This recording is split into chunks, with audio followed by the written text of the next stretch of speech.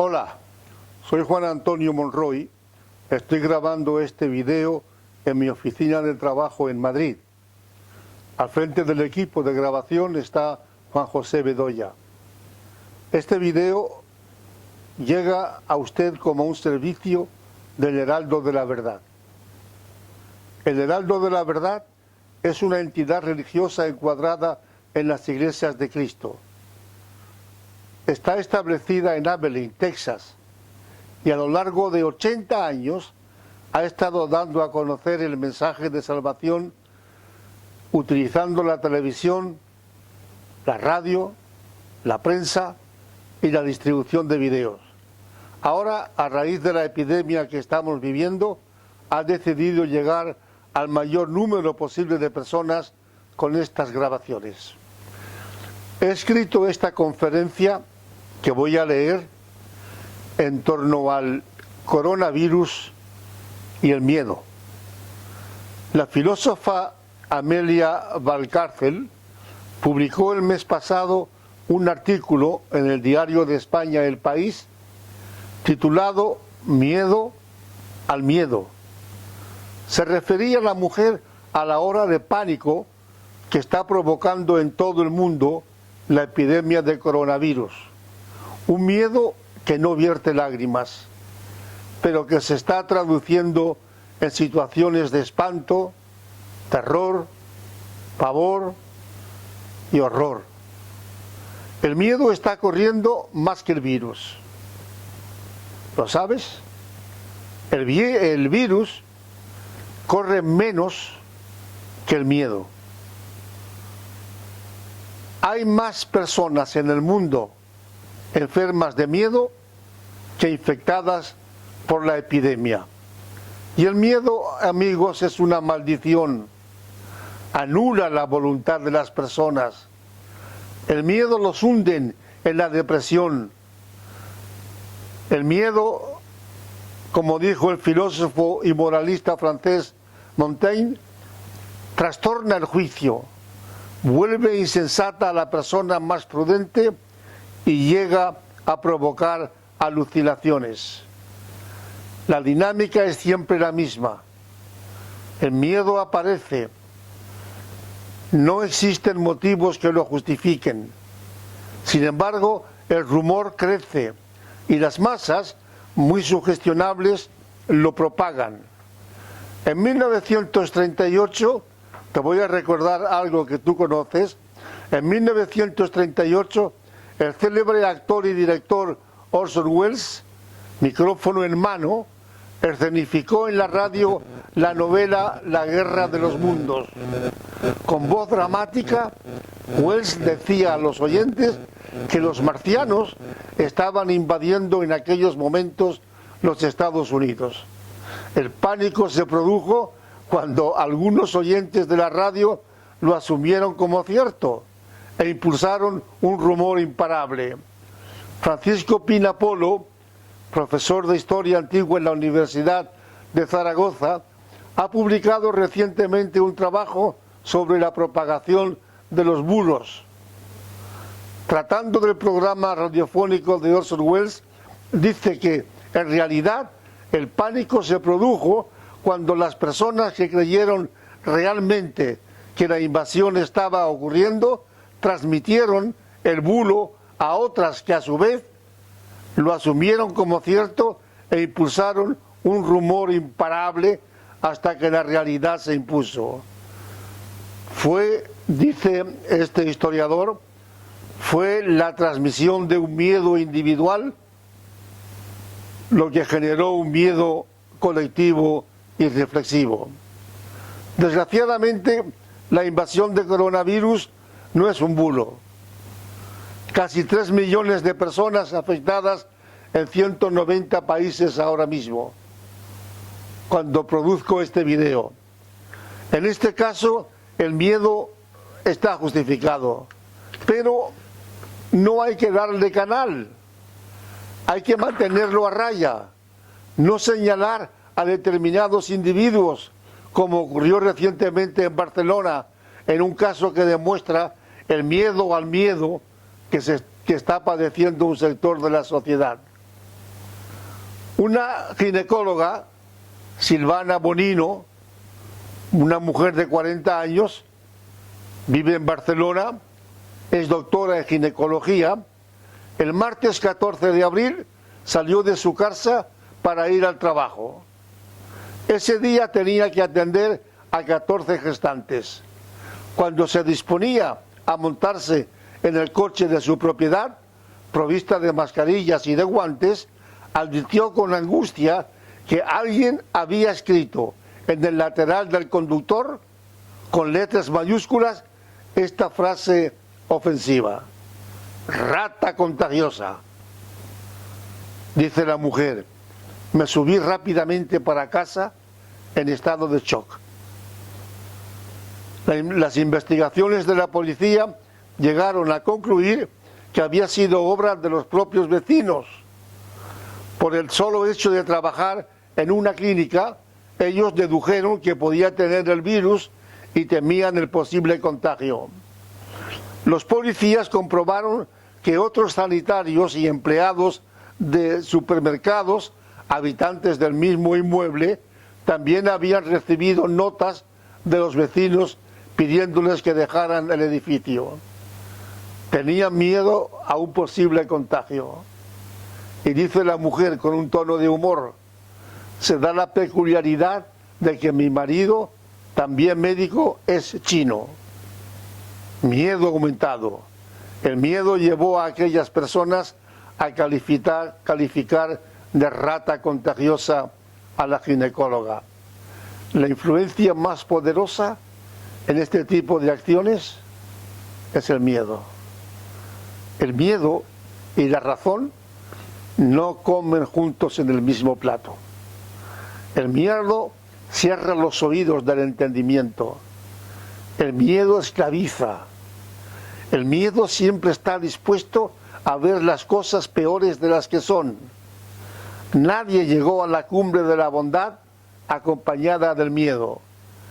No hay que tener miedo del hambre ni de la pobreza, hay que tener miedo del propio miedo. El miedo es motivo de inseguridad. El corazón que está lleno de miedo está vacío de esperanza. Según algunos psiquiatras, el miedo llega a trastornar el juicio. El miedo tiene muchos ojos y ve las cosas enredadas. De todas las bajas pasiones, el miedo es la más maldita. El miedo es el más injusto, ignorante y cruel de todos los consejeros. Hay mucha gente que no cree nada porque tiene miedo de todo. El miedo oculta la verdad de las cosas. Los peores miedos son los miedos inexplicables, los que no tienen causa ni razón, el miedo que va de dentro hacia afuera. La Biblia no dedica un capítulo al miedo, como lo dedica al amor en el 13 de la primera epístola de Pablo a los Corintios, pero habla de grandes hombres de fe que en algún momento de sus vidas y por causas concretas sintieron miedo. Isaac tuvo miedo de que los hombres de Gerar le arrebataran a la esposa Rebeca. Algo parecido ocurrió con Abraham, su padre, en tierra de Egipto antes que con él. Moisés tuvo miedo a ser encarcelado después de haber matado a un egipcio. Saúl, el primer rey de Israel, cuando vio al ejército filisteo, dice la Biblia, tuvo miedo y se turbó su corazón en gran manera. Y Jeremías, este profeta dramático que llegó a maldecir el día de su nacimiento, dice que sentía miedo de todas partes. David, el segundo rey de Israel, poeta, músico y guerrero, dice en el Salmo 55, temor y temblor cayeron sobre mí y terror me ha cubierto. Y en el Nuevo Testamento, el apóstol Pedro, en una ocasión en que los discípulos estaban en una barca sobre aguas embravecidas, Cristo se presenta a ellos. Se presenta andando sobre las aguas. Ante la llamada de Jesús, Pedro sale de la barca y trata de andar sobre las aguas. pero comenzando a hundirse, dice la Biblia, dio voces de miedo, diciendo, sálvame, Señor. El miedo, hermanos y amigos, hunde a las personas en los profundos de los océanos. El primer miedo que experimentó el ser humano en toda la historia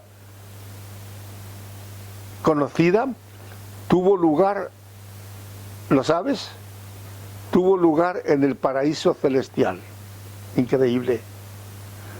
El primer ataque de miedo lo sufrió Adán. Ocurrió después de desobedecer a Dios, lo que motivó la caída en pecado. El primer libro de la Biblia, el Génesis, cuenta la historia con estas palabras. Te voy a leer el Génesis. Vio la mujer que el árbol era bueno para comer y que era agradable a los ojos y árbol codiciable para alcanzar la sabiduría. Y tomó de su fruto y comió y dio también a su marido, el cual comió así como ella. Entonces fueron abiertos los ojos de ambos y conocieron que estaban desnudos. Entonces cosieron hojas de higuera y se hicieron delantales. Te estoy leyendo el capítulo 3 del Génesis. Y oyeron la voz de Jehová Dios que se paseaba en el huerto al aire del día. Y el hombre y su mujer se escondieron de la presencia de Jehová Dios entre los árboles del huerto. Mas Jehová Dios llamó al hombre y le dijo, ¿dónde estás tú? Y él respondió, oí tu voz en el huerto y me escondí. Y Dios le dijo, ¿quién te enseñó que estabas desnudo? ¿Has comido del árbol? ¿Del árbol del que yo te mandé no comieses?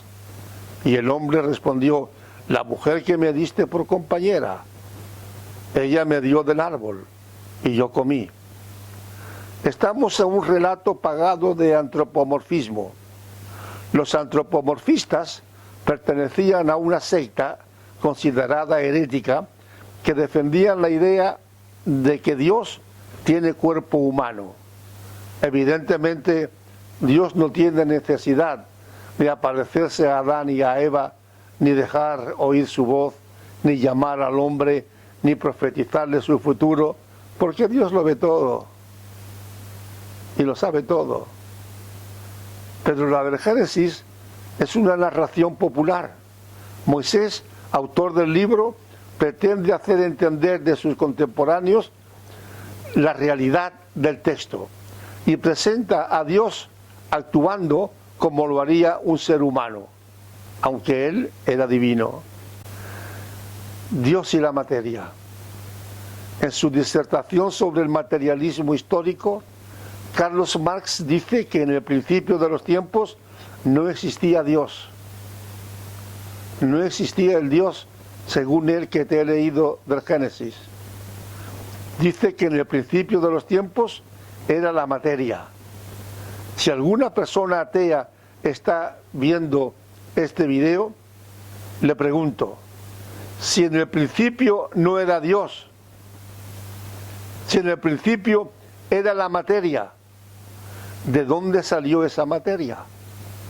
Amigos, no es cuestión en absoluto de ciencia y religión. Es cuestión de ateísmo y fe. Yo necesito fe para creer que en el principio era Dios. Es verdad. Pero el ateo necesita también fe, una fe mayor, para creer que en el principio era la materia. Con una diferencia. Dios es un ser sabio, justo, amoroso, compasivo. Dios es un ser vivo. La materia es una sustancia muerta, carente de pensamiento. En este punto pregunto al ateo, si la materia es una sustancia muerta que no piensa, ¿cómo sabe la materia que es materia? ¿Cómo sabe una piedra que es piedra? ¿Cómo sabe un árbol que es árbol? ¿Cómo sabe una mesa construida con objetos materiales que es materia? Amigos míos, ni Carlos Marx, ni su amigo Federico Engels coautores de la teoría del materialismo histórico, supieron responder racionalmente a estas cuestiones. Un Dios amoroso como el nuestro vive pendiente de sus criaturas. La materia ignora las emociones. La materia ignora el pensamiento. La materia no se conmueve. La materia no ríe. La materia no llora. La materia es ciega. La materia es sorda. De hecho, el ateísmo moderno no niega a Dios porque no entiende su origen. Los ateos modernos niegan a Dios porque no les interesa que Dios exista, porque rompe el cuadro del comportamiento humano. Lo niega porque Dios es un obstáculo a la plena realización de sus caprichos y ambiciones. El ateo dice que la afirmación de Dios carece de todo fundamento razonable, pero por fundamento razonable el ateo entiende su estilo de vida, un estilo de vida que Dios no aprueba y que el ser humano no quiere abandonar. Y aquí quiero añadir que el primer motor, la causa incausada, el ser necesario, la perfección absoluta y el ordenador último es Dios. O nos abrazamos a Dios o nos hundimos todos en el caos. En este punto voy a continuar con el tema que inicié al principio, el origen del miedo. Para ello voy a regresar otra vez a los versículos 6 al 12 del capítulo 3 del Génesis. Vente conmigo. Sigue esta exposición. Primero tenemos la caída. Por caída entendemos los efectos que experimentaron Adán y Eva después de haber desobedecido a Dios. La ruptura de las relaciones de paz y amistad que existían entre la pareja y su creador quedaron interrumpidas para siempre. Luego tenemos el árbol de la ciencia del bien y del mal. Génesis 2 dice: mandó Dios al hombre diciendo: de todo árbol del huerto podrás comer, mas del árbol de la ciencia del bien y del mal no comerás, porque el día que de él comieres, ciertamente morirás. Comer del árbol de la ciencia del bien y del mal significaba la muerte. Pero cuidado, significaba una muerte espiritual, no la muerte física, como así ocurrió, porque Adán vivió 930 años. Además, comer de aquel árbol suponía desobedecer la voluntad de Dios. Y esto era lo más grave. Aquí es donde interviene la serpiente. Apocalipsis 20 identifica a la serpiente antigua, es decir, la serpiente del Génesis, con el diablo. Ese era el animal de más astucia que existía en el huerto de Edén. Atacó al elemento supuestamente más débil, atacó a la mujer. Te leo lo que dice Génesis 3. Siempre la Biblia tiene la última palabra en todo. La serpiente era astuta, más que todos los animales del campo que Jehová Dios había hecho, la cual dijo a la mujer: ¿con qué Dios os ha dicho no comáis de todo árbol del huerto? Y la mujer respondió a la serpiente: del fruto de los árboles del huerto podemos comer, pero del fruto del árbol que está en medio del huerto, dijo Dios, no comeréis de él, ni le tocaréis, para que no muráis. Entonces la serpiente dijo a la mujer: no moriréis, sino que sabe Dios que el día que comáis de él, serán abiertos vuestros ojos y seréis como Dios, sabiendo el bien y el mal. ¿Qué programa, hermanos y amigos? ¿Qué programa más tentador presenta el diablo? Ser como Dios. Este ha sido el sueño y sigue siendo el deseo de una gran parte de las criaturas humanas. La oferta de la serpiente, desde luego, era tentadora.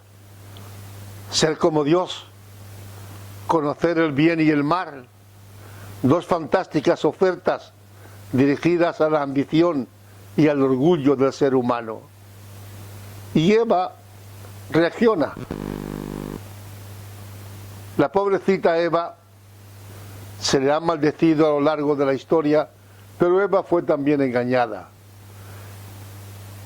Eva vio que era una oferta altamente valiosa la que la serpiente le proponía, y sin pensarlo cayó en la trampa del diablo. Dice Génesis 3, vio la mujer que el árbol era bueno para comer y que era agradable a sus ojos y árbol codiciable para alcanzar la sabiduría, y tomó de su fruto y comió, y dio también a su marido, el cual comió. Inmediatamente viene la desnudez. Entonces fueron abiertos los ojos de ambos y conocieron que estaban desnudos. Entonces cosieron hojas de higuera y se hicieron delantales. Veamos, antes de comer del árbol prohibido, Adán y Eva eran personas inocentes. Estaban desnudos, pero no se avergonzaban. No sabían nada del mal, simplemente porque el mal no existía. Al desobedecer a Dios, la conciencia se les despertó. Sus ojos fueron abiertos, los ojos del entendimiento. Se hicieron esclavos del diablo, impotentes y espantados. La serpiente les había dicho que serían como dioses. Como dioses quieren ser algunos. Y habían quedado convertidos ¿en qué? En lo que dice Apocalipsis 3, en unos desventurados, miserables, pobres, ciegos y desnudos. Pero ¿dónde estaba Dios? En aquella situación oyen la voz de Dios. Después de la caída se suceden los dichos populares de Moisés, es decir, la idea de presentar a Dios en figura de hombre, el antropomorfismo. Oyeron la voz de Dios que se paseaba en el huerto al aire del día, y el hombre y su mujer se escondieron de la presencia de Dios entre los árboles del huerto. Dios paseando al aire del día, pues indica la tarde, cuando el pensamiento es más dado a la meditación. El Salmo 29 habla de la voz de Dios, y dice que la voz de Dios derrama llamas de fuego, la voz de Dios hace temblar el desierto, la voz de Dios desgaja las encinas, la voz de Dios desnuda los bosques, la voz de Dios proclama su gloria. Y viene inmediatamente la pregunta. Se dirige Dios al primer hombre, a Adán, con una pregunta directa. Dios llamó al hombre y le dijo, ¿dónde estás tú? Dios conoce todas las cosas. Si nos hace preguntas es para darnos la oportunidad de enfrentar los hechos. Preguntó a Adán para darle la oportunidad de que saliera de su escondite. Había comprendido la magnitud de su desobediencia y no quería enfrentarse a Dios cara a cara. La pregunta de Dios era una pregunta de justicia divina, una pregunta de tristeza por la desobediencia del hombre que había sido creado a su imagen y semejanza. Era al mismo tiempo una pregunta de amor que estaba anticipando la redención. Esa pregunta implicaba dos cosas: que el ser humano estaba perdido y que Dios acudía en su ayuda. ¿Lo entiendes? Imagina que Dios te hace la pregunta a ti. Hombre, ¿cuándo? Imagínatelo, en cualquier momento, día o noche. ¿Dónde estás tú en estos momentos, espiritualmente hablando? ¿Estás de parte de Dios o estás en contra de Dios? ¿Estás en el terreno de la incredulidad o estás en el terreno de no creer en Dios? ¿Crees que Dios existe o crees que Dios no existe? ¿Eres persona de fe o andas jugando con el ateísmo? ¿Abrazas a Dios o no te importa que el diablo te abrace a ti? ¿Lo buscas a través de su palabra o no quieres saber nada de la Biblia? Con respecto a Dios, amiga y amigo, ¿dónde estás? ¿En qué situación te encuentras? Porque Dios te está buscando. Dios llamó al hombre y le dijo, ¿dónde estás tú? A la pregunta de Dios sigue la respuesta de Adán. Adán alega 3 motivos. Contempló su desnudez, lo había perdido todo. Su dominio, su dignidad, su inocencia, su pureza, su paz. Así te puedes encontrar tú. Con Dios lo tienes todo. Sin Dios no tienes nada. Dice Adán, cuando oí tu voz, tuve miedo y me escondí. ¿Tú crees que uno puede esconderse de Dios? No te hagas ilusiones. El profeta Jeremías, en el capítulo 23 de su libro, dice, ¿se ocultará alguno, dice Jehová, en escondrijos que yo no lo vea? ¿No lleno yo, dice Jehová, el cielo y la tierra? Y el salmista David hace estas reflexiones. ¿A dónde me iré de tu espíritu? ¿Y a dónde huiré de tu presencia? Si subiere a los cielos, allí estás tú. Y si en el Seol hiciere mi estrado, he aquí allí tú estás. Si tomare las alas del alba y habitare en el extremo del mar, aún allí me guiará tu mano y me asirá tu diestra. Si dijere, ciertamente las tinieblas me encubrirán, aún la noche resplandecerá alrededor de mí. Aún las tinieblas no encubren de ti, y la noche resplandece como el día. Lo mismo te son las tinieblas que la luz. Te lo repito, no te hagas ilusiones. No puedes esconderte de Dios. No puedes escapar de Dios. El miedo, el tercer motivo que alude a Adán a la respuesta de Dios, es el miedo. Oí tu voz en el huerto y tuve miedo. El miedo nos lleva al principio de esta conferencia, cuyo tema general es el miedo. El miedo nos está matando en esta crisis de epidemia que estamos viviendo.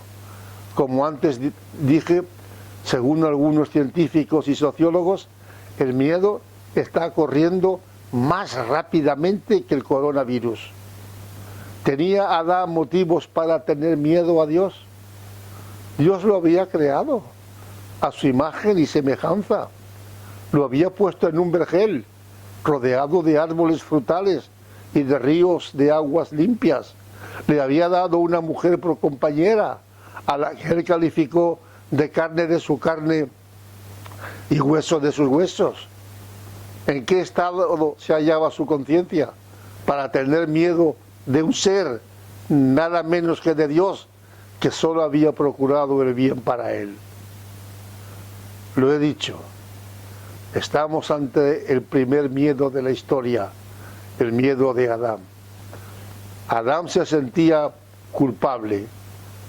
La culpa y el miedo siempre van de la mano. El coronavirus está provocando el miedo. Nos estamos volviendo locos de miedo.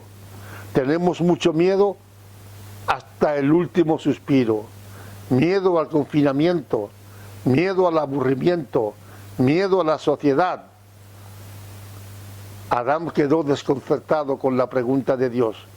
No sabía qué era el miedo, pero ahora lo sentía. Quiero concluir esta conferencia ofreciéndote textos de la Biblia. 2 textos de Dios y 1 de Cristo. Espero que te ayuden. El Padre y el Hijo se unen para decirte que estando con ellos no tienes nada que temer. Dios te dice a través de Isaías, no temas, porque yo estoy contigo.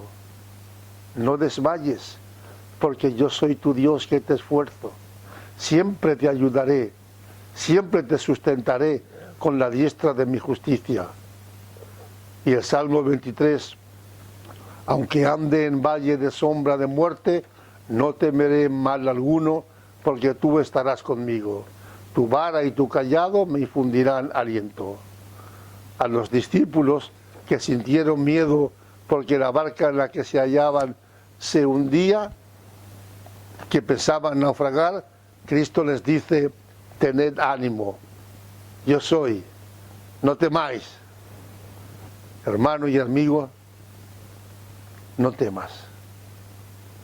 No temas de esta epidemia de coronavirus que estamos viviendo. Pon en Cristo tu confianza. Cristo te dice: no temas, yo soy. Y Él te dará fuerzas para llevar esta lucha que estamos padeciendo todos. Gracias.